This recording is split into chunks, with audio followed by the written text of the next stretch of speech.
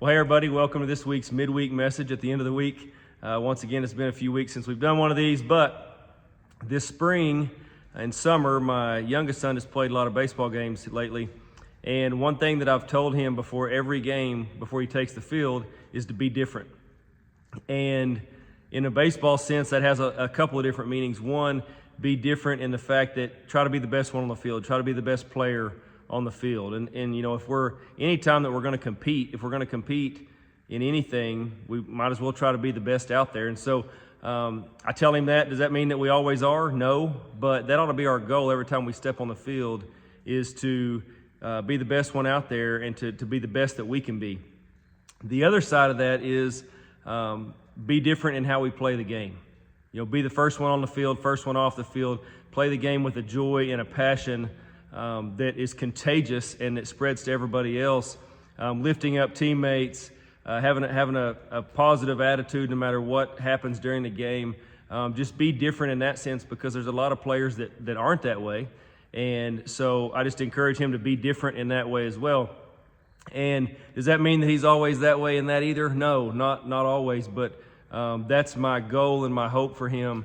As I continue to tell him that over and over, is hopefully that gets ingrained in him as far as how we need to play the game, because that's how it's meant to be played.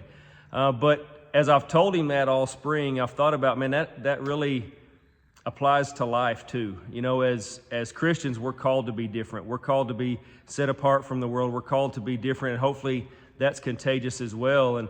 And you know, we should play the game of life with an energy and a passion that is contagious to others and help people see God through us. And so as I've told him that from a baseball sense over and over, I sit there and I think, man, that is really, you can really apply that to life as well. Be different, be set apart.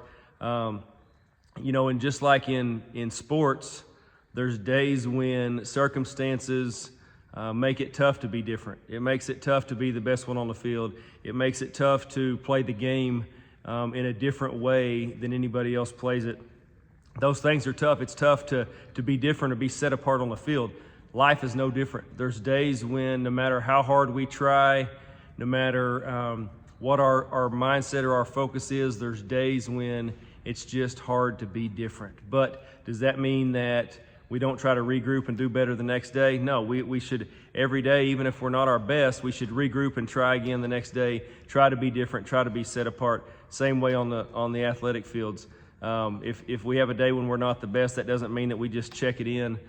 We show up the next day and try to be different than everybody else on the field. And so I just thought, you know, like I said, as I've told him that, I don't know how many times here lately, be different every time he takes the field, it just really made me think about us as Christians. And so I just encourage everybody to try to be different than those around you when it comes to living life and the way we approach life. And hopefully, like I said, hopefully that's contagious to those around us. And we can spread joy and we can spread God's word just through the way we do things, and just through the way that we're different from other people. And so that's my challenge. That's my encouragement to you this week. So hope everybody has a great rest of your week, a great start to your summer. And as always, love God, love people, go make a difference.